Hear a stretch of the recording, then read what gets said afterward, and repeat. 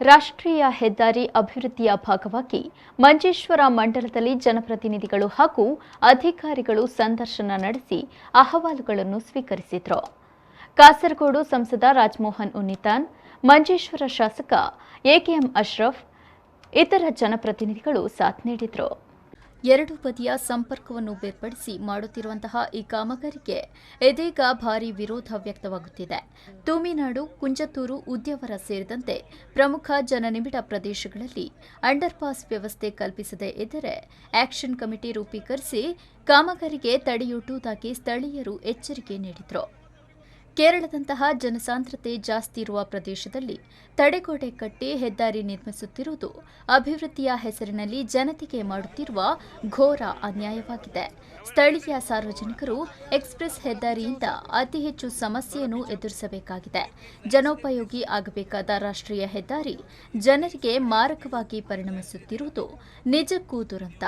ರಾಷ್ಟ್ರೀಯ ಹೆದ್ದಾರಿ ಕಾಮಗಾರಿ ಪೂರ್ಣಗೊಂಡ್ರೆ ಭವಿಷ್ಯದಲ್ಲಿ ನಾಗರಿಕ ಸಮಾಜ ಎದುರಿಸಬೇಕಾದ ಸಮಸ್ಯೆಗಳನ್ನು ಗಮನದಲ್ಲಿಟ್ಟುಕೊಂಡು ಹೆದ್ದಾರಿ ಕಾಮಗಾರಿ ನಡೆಸುವುದನ್ನು ಬಿಟ್ಟು ಎರಡು ಬದಿಗಳಲ್ಲಿ ತಡೆಗೋಡೆಗಳನ್ನು ಕಟ್ಟಿ ನಾಡು ಇಬ್ಬಾಗ ಮಾಡುವುದು ನಾಗರಿಕ ಸಮಾಜದ ಕ್ಷಮೆಯನ್ನು ಪರೀಕ್ಷಿಸುವಂತಾಗಿದೆ. ಕೂಡಲೇ ಜನಪ್ರತಿನಿಧಿಗಳು, ಅಧಿಕಾರಿಗಳು ಮುಂದೆ ಒದಗಬಹುದಾದ ಭೀಕರ ಸಮಸ್ಯೆಗಳಿಗೆ ಪರಿಹಾರ ಕಾಣಬೇಕೆಂದು ಸ್ಥಳೀಯರು ಇಂದು ಮನವಿ ಮಾಡಿಕೊಂಡರು. ಜಂಕ್ಷನ್ಗಳಲ್ಲಿ ಅಂಡರ್ಪಾಸ್ ಕಡ್ಡಾಯವಾಗಿಯೂ ನಿರ್ಮಿಸುವಂತೆ ಒತ್ತಾಯ ಹೇರಲಾಗಿದೆ. നാഷണൽ ഹൈവേയുടെ വീതി കൂട്ടുന്നത് രണ്ട് റീച്ചായിട്ടാണ് തിരിച്ചിരിക്കുന്നത്. ഒന്ന് കർണാടകത്തിൻ്റെ അതിർത്തി, കേരളത്തിൻ്റെ അതിർത്തിയായ തലപ്പാടിയിൽ നിന്ന് വിദ്യാനഗർ വരെ ഒരു റീച്ചാണ്.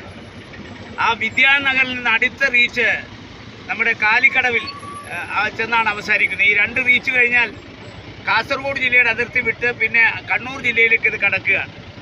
അപ്പോൾ സ്വാഭാവികമായി ഈ രണ്ട് റീച്ചിലെ പണികൾ കോൺട്രാക്റ്റ് കൊടുത്തിരിക്കുന്നത് ഒന്ന് ഊരാളുങ്കൽ സൊസൈറ്റിക്കാണ്, തലപ്പാടി ടു വിദ്യാനഗർ. അവിടുന്ന് അങ്ങോട്ട് മേഘ കൺസ്ട്രക്ഷനാണ് ഇത് എടുത്തിരിക്കുന്നത്. അപ്പോൾ അലൈൻമെൻ്റൊക്കെ തീരുമാനിക്കുന്നത് കേന്ദ്ര ഗവൺമെൻറ്റാണ്. റോഡിൻ്റെ വീതി കൂട്ടാനുള്ള അലൈൻമെൻറ്റ് തീരുമാനിച്ചു കഴിഞ്ഞാൽ അലൈൻമെൻറ്റിൻ്റെ അടിസ്ഥാനത്തിലാണ് സ്ഥലം ഏറ്റെടുക്കുന്നത്.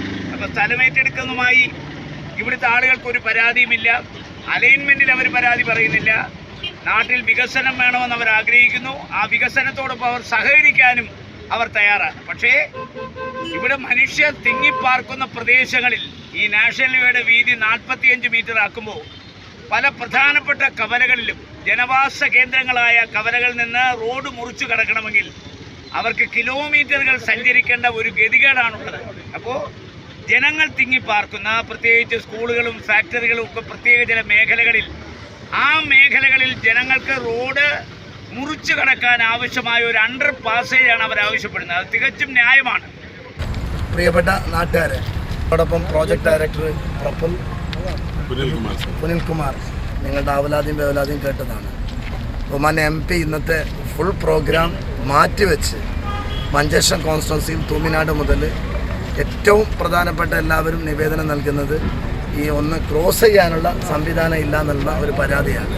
ആ നിങ്ങളുടെ ആവലാതിയും വേവലാതിയും കേൾക്കാനാണ് പ്രോജക്റ്റ് ഡയറക്ടർ നേരിട്ട് വിസിറ്റ് ചെയ്യുന്ന MPയുടെ നേതൃത്വത്തിലുള്ള ഞങ്ങളുടെ സംഘം തൂമിനാട് നിന്ന് ഈ ഒരു പ്രയാണം നടത്തുന്നത്. റഹ്മാൻ, ഉദ്യാവര, മഞ്ചേശ്വരം.